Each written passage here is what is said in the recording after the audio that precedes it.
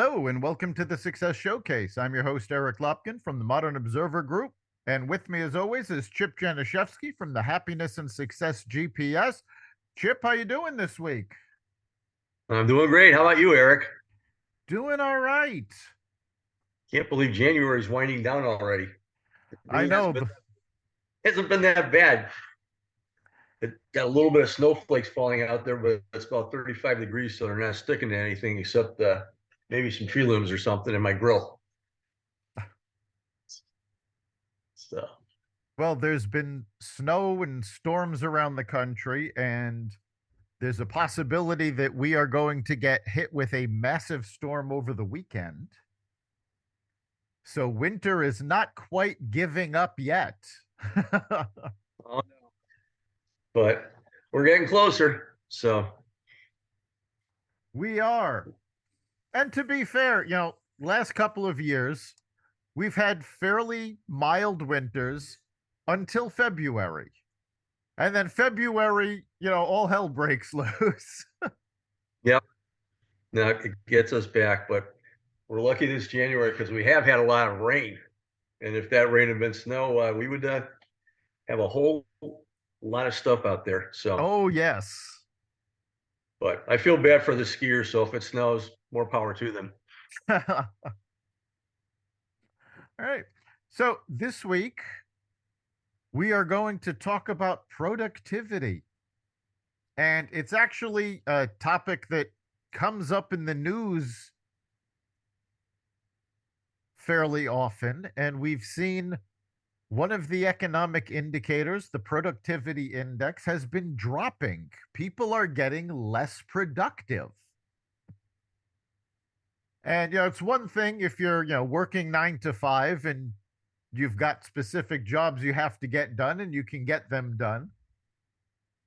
But if you're looking for a little more than that, if you own your business, if you're a freelancer, if you're a gig worker, productivity is everything to you because that determines how much money you can make, how much work you can get done. So, we're going to talk about some of the ways you can boost your productivity. Yeah, and obviously being organized and really sticking to your plan is really, really important. It's really, really important to just lay out exactly what you need to do, prioritize things. Obviously, it's changed over the last couple of years with the COVID effect. So a lot of people who were once working in the office are now working at home. There's a lot of new businesses out there and so on. But the principles as far as organization and productivity are still there. And it's basically getting yourself organized, putting everything down on paper or in a planner or whatever. And I definitely want you to talk about your system because it's very, very productive for people. And then sticking to it, monitoring yourself, and then celebrating when you accomplish things. But one of the best things you can do is plan your goals. However, you have to chunk them down if they're complicated into simple tasks and then hit them one by one so you're not overwhelmed up front. So that's tip number one. Absolutely. You need to make sure that things are as simple as possible if you really want to be productive. You don't want to waste time figuring out how to do something or looking at your to do list and going, okay, well, what's the first step in that? Break it down so that those steps are obvious. And you need to prioritize. Everybody talks about time management, but the fact of the matter is, everybody's got the same 24 hours in a day. You're not managing time, you're managing your priorities and when you can get things done. And there is a book, The 12-Week Year, which I'm a big fan of. And one of the things that it talks about is creating blocks of time. And they categorize these into three different types of blocks. Block one is a strategic block, and a strategic block is about 3 hours long, and that is reserved for what they call deep work. That's when you are plowing through your projects. And it's a 3 hour block of time where you're not checking your phone, you're not checking email, you're not letting people interrupt you, you're just focused on the work you need to be done. Now, the second type of block they recommend is called a buffer block. And this is the time dedicated to all those interruptions that come through. You can schedule a couple of these during the day. You can make them 15 minutes, half an hour, even an hour. But these are the blocks that you reserve for email, phone calls. If somebody says they need to have a quick meeting with you, these buffer blocks are where you put those so that they don't get in the way of your strategic blocks. And then finally, they talk about a breakout block. And a breakout block is another 3 hour block, but it happens a lot less. It can be just once a week. And a breakout block is actually when you're not doing work. You're shifting away from everything that has to be done to give your brain a rest. One of the biggest productivity hacks is the realization that you don't have to be productive 24/7. You need time to rest and relax, to shift your focus to other things so that when you get back to work, your mind is ready for it. Yeah, absolutely. It also recommends having little breakouts during the day, taking a 5-10 minute break a few times during Yep. the day to increase your productivity, especially if you're doing those 3 hour blocks, because obviously you need some time to recharge on a daily basis too. But when it comes to actually accomplishing what you have to accomplish, you have to have your clear set of goals and what your tasks are there, and then lay out things based upon, and this is right out of Eat That Frog by Brian Tracy or all other time management tools, but the 80-20 rule, as far as 80% of your positive results are going to come from 20% of your activity. Things like prioritizing. Brian Tracy recommends using the ABCDE method or quadrants method, where you look at urgent and important, urgent but not important, important but not urgent, and not urgent and not important. And that toughest one to manage is not urgent but important, because that's the ones that you tend to procrastinate on. And if you procrastinate on that quadrant, eventually it becomes urgent and important.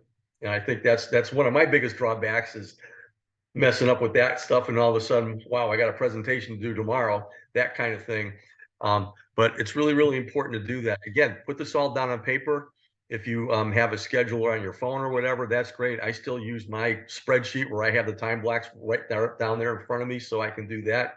But prioritize what's important. And again, single task by single task to accomplish your ultimate goal, and track your how you're doing there. And that's a big key to it. So Absolutely. And, I'm a big fan of that quadrant method. What I find that most people stumble on is defining which of their activities are urgent and which are important, and understanding the difference. Urgent is putting out fires. Urgent is something, it's got to be done right now, but that doesn't mean that it's going to get you closer to your goal. It might not get you closer to completing your project, but it's something that's got to be done. Those are the things that should be handled in those buffer blocks, taking care of those, getting them out of the way. Important is goal oriented, is project oriented. If it's important, it's going to move you forward. And the question that people need to ask themselves when they're looking at something that's important or urgent is, what are the consequences of that not being done? If the consequences are major, that's important. If the consequences are minor, it could just be urgent. And you do need to understand the difference when you're scheduling things.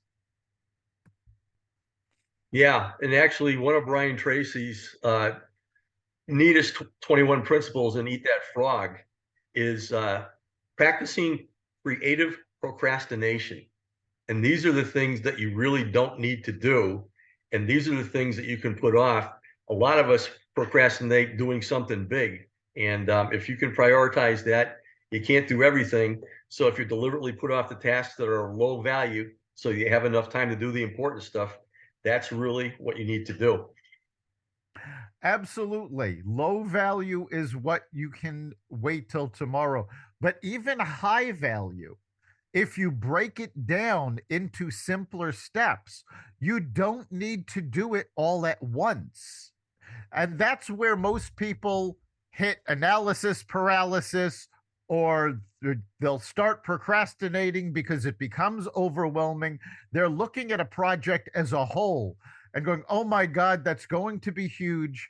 I can't deal with that right now. Let me put that off. When you break it down, I have on my to do list right now several very large projects, but each of them is broken down into about 7 smaller steps. So today, I'm doing step 1 in each of them. Tomorrow, I'll do step 2 in each of them. And they'll all get done. They'll get done way before the deadlines, but they're not overwhelming because I'm not looking at it as this massive chunk of time I have to spend. And I think, Yeah. go ahead. No, no, continue on because my thought's different here. And I think something that's important for people to realize is that they need to understand the way they work. Chip mentioned the Biznetics planner that we have as part of our program. And I think one of the most important things we have in that planner is that when you're writing out your schedule and keeping track of everything you do during the day, there are 2 icons. One's a circle, one's a lightning bolt. The lightning bolt is meant to track your energy. If you're energized, fill in that lightning bolt. If it's an average time, fill in half. If you're sluggish, if you're slow, leave it blank. The reason for this is that over time, you will be able to see patterns and you'll know when you're at peak energy. And, Chip has mentioned Eat That Frog a couple times already. And the concept behind Eat That Frog is to get the hardest thing done first so the rest of your day is done easily. When you know when you're at peak energy, we recommend that that's when you should be doing the hardest and most important work, when you're at that peak energy. This way it's not such a slog to get through it, but you're not going to know when to schedule it unless you know how you work. Yeah, and it's great that you can track that. Obviously, you hit on a very, very major point there, especially for those of us who are working our own businesses and so on and so forth, and are not in the office for an 8 to 5 day or something like that. And that is identifying when you're most productive.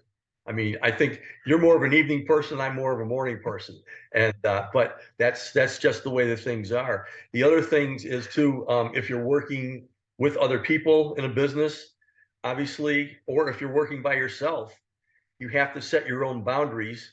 And if you're working with other people, delegate out what you don't need to do and what other people should be doing. That should be well defined. And you shouldn't be the one that says, I'm going to do everything for everybody there, because it just makes everybody inefficient. And then for yourself, if you're looking at something that you're looking to do and it's not your cup of tea, it's a great opportunity for you to develop through networking strategic partnerships with other people who can handle that with you. So even though you're all entrepreneurs working for yourself, if you have a team of people that you can look to help out with different facets of the project or what you're doing, it makes it more efficient for everybody. And in these days where a lot of people are just working out of their homes and a lot of people are working for themselves now, it's so important to take a look at things that way instead of saying, how am I going to get this done? Find somebody who can, start developing the relationship with them. And obviously, people are going to be looking to you to do the same thing. And then we will be looking at doing things where we are most productive, things that we're doing the best, things that we like to do, which is a huge, huge part of it. Because obviously, what you want to do is be happy doing what you're doing instead of just doing it.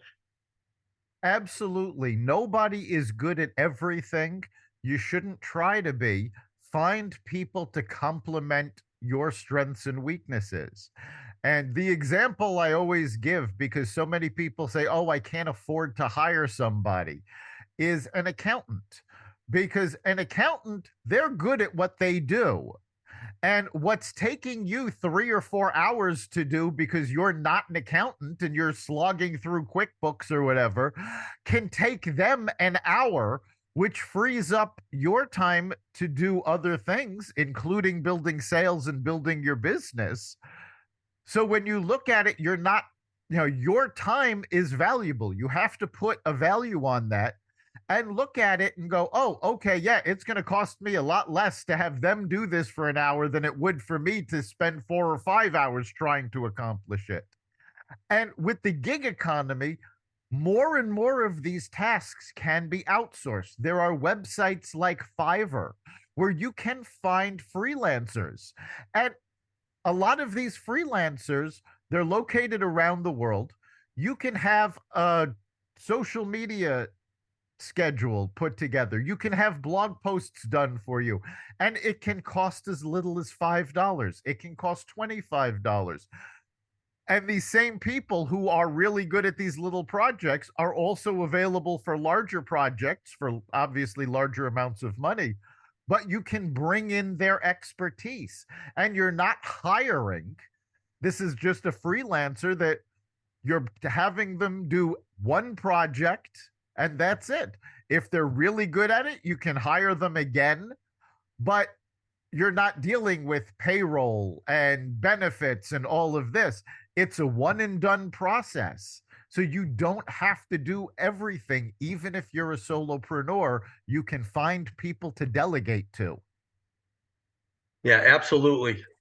A lot of people are out there, and I'm talking about really top business owners and so on and so forth, and their main focus is cutting costs. They figure if they cut costs, they're going to make more money.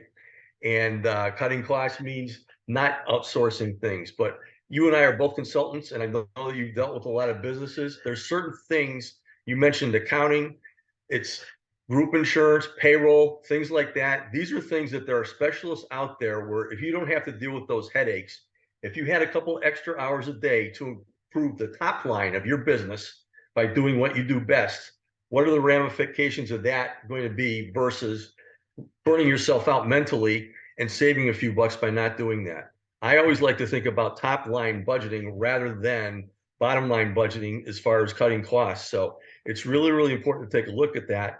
And a great thing that you can do, I mean, you have the ability to do this in your Biznetics model, but you can even just do this on a spreadsheet, is just take out a spreadsheet or use Eric's tool and write down what you're doing task by task in there. At the end of the day, at the end of the week and whatever, total up the hours that you spent doing this, and this. Then take a look at that ABCD method as far as priorities about how important that they are and see where you wasted the time and think to yourself, what would happen if I shifted that time doing this to this productive time? What would the top line ramifications be? What would my own psyche be for that as far as my own sanity by not having to worry about those problems? It's really, really important to do that. And if you track yourself, it's right there in front of you. You're writing your own book, you're writing your own story, and it's going to be crystal clear as far as where you need work. Absolutely. And again, we're talking about productivity. So when you're looking at cutting costs, higher productivity results in lower costs. So that this is where you can be saving money, not by pinching every penny, but getting the most out of what you're doing.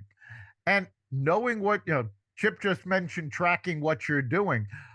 When I mentioned the daily planner earlier, I said there were two icons, one of which was the lightning bolt. That second icon is a circle. And what that's for is for tracking what you're doing against your goals. So if something is absolutely goal oriented, you fill it in. If it's administrative, like billing or something that has to be done, but not necessarily tied to your goal, fill in half the circle. If it's something that's not related to your goal at all, leave the circle blank and you will see how much time you waste. Everybody always thinks, oh, I can't possibly fit something else into my day. But I was told this story not too long ago, and I think it's absolutely on point. A very busy executive woman, one of these folks that said, every moment of my day is packed. I don't have enough time. I can't deal with anything else. She wakes up one morning and there's water in the living room. She goes to her boiler and she finds the boiler has broken down and there's water everywhere. Well, she has to call a repair person. She has to call a company to clean out all of the water. Well, all of this takes her 7 hours to get everything back to normal.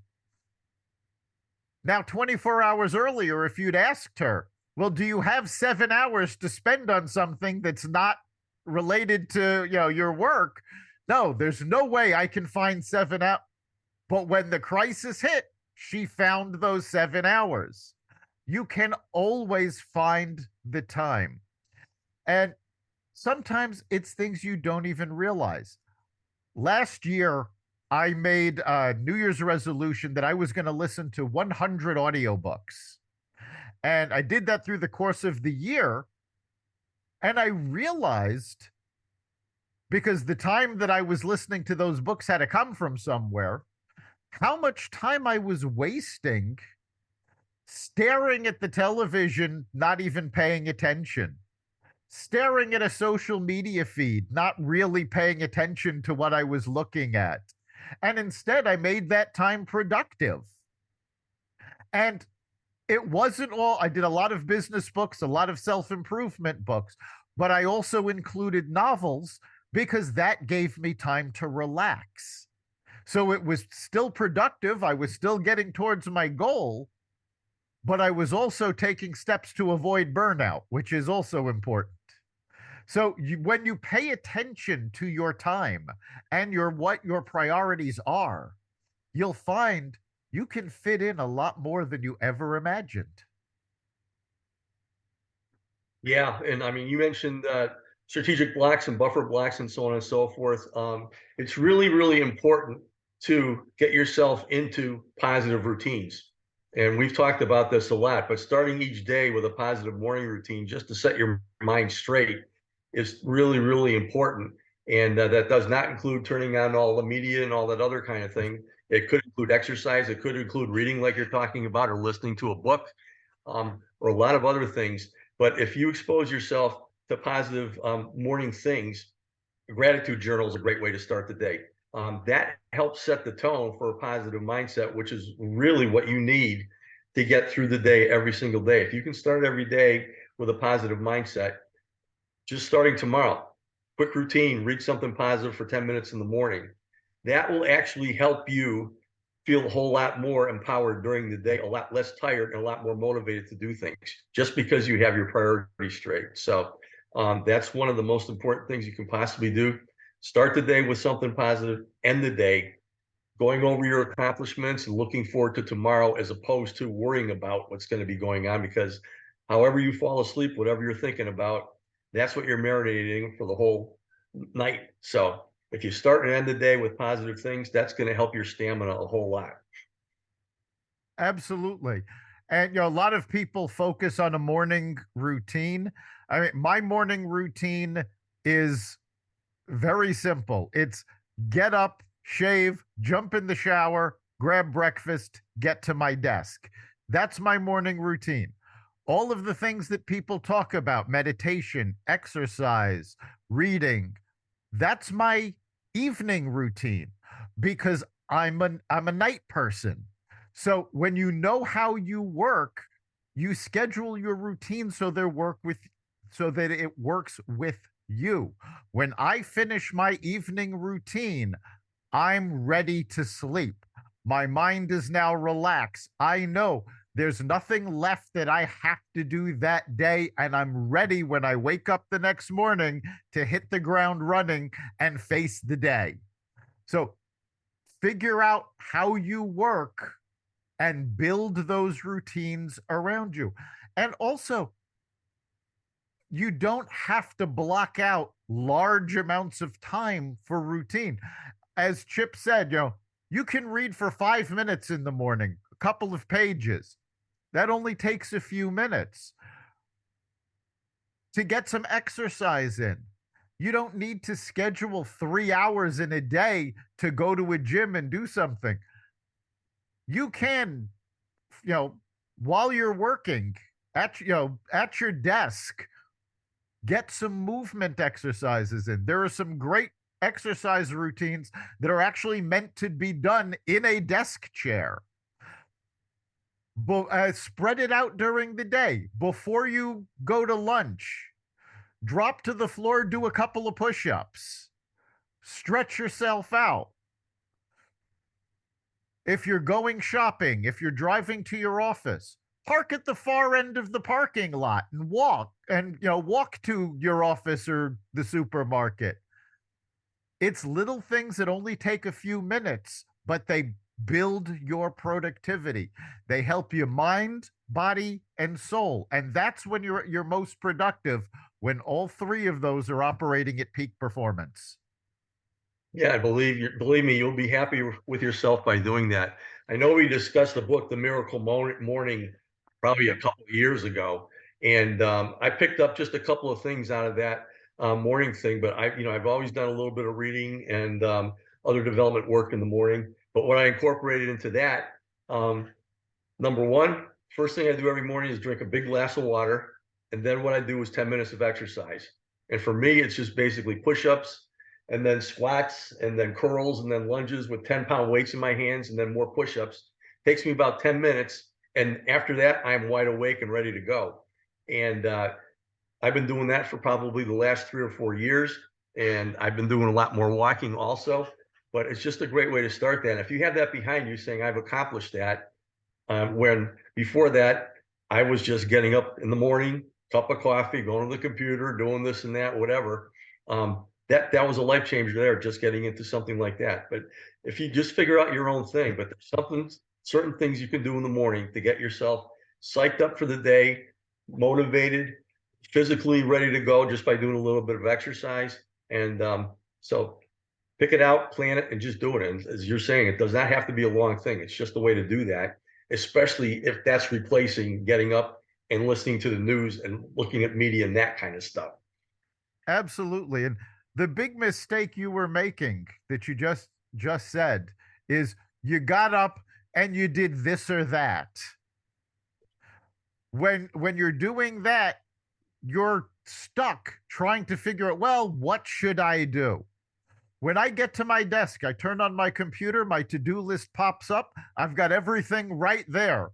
I take a look. Okay, these are the priorities. Bang, move on.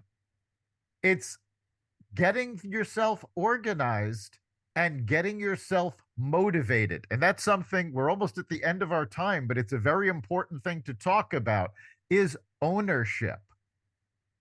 These are things, it's not just about being accountable for getting things done. You have to own your tasks.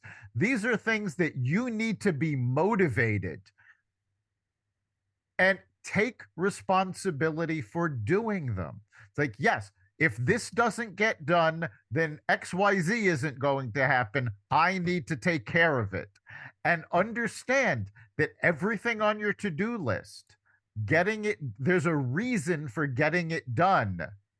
And that reason has to be important to you, it has to motivate you. And it's all about keeping yourself moving forward. People are like sharks, they have to keep moving forward to survive. So make sure you're moving forward. And we are just about out of our time. So, Chip, what do you think is the big takeaway from today? Well, I'm going back to what I preach every day when I do my commercials or whatever, and that's the 4 Ps. Whatever you're doing, find out what your purpose is. Make sure you have a passion for doing what you're doing, have a positive outlook for that, and put together your plan for getting that done, both personally and for your business. So purpose, passion, positivity, and a plan. And that will work out for you. Part of your plan is the different things that we talked about today as far as productivity tips. Absolutely. I think for me, the big takeaway is that it's not about time, it's about prioritization. Get done what's important. Get done what you're motivated to get done. And you'll find the more you do, the more you'll want to do. And that builds your productivity. And productivity is a basic building block for everything we do. It saves us time, it saves us money, and it helps us accomplish our goals more efficiently. That's what productivity is really all about.